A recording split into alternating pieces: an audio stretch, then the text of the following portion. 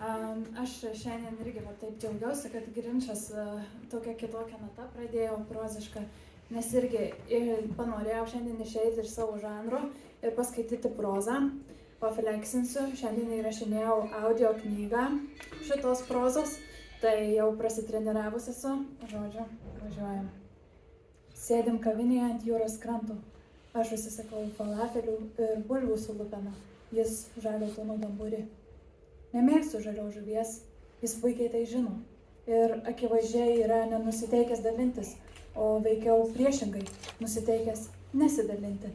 Jis man dovanoja dar vieną akmenuką iš kelionės. Kaip gražu, mykiu bus į kolekciją. Ruskuotas oras glosto mano odą, staiga suvokiu, kaip toli nuo realybės šią akimirką esu. Kaip visada. Kažkas jam kažką mielo padarė, papasakojo, parodė, kaip įmanoma būti tokiu užknisančiai mielu visą sušiktą laiką. Manau, kad tokie žmonės turi daugiausia potencialų tapti serijiniais žudikais.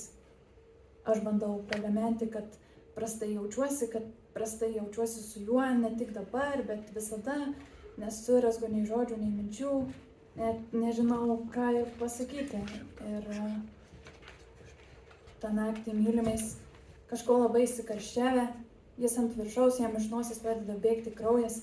Aš nesustoju, jis nesustoja. Juntu, kaip šiltas geležinis kraujas markino mano veidą.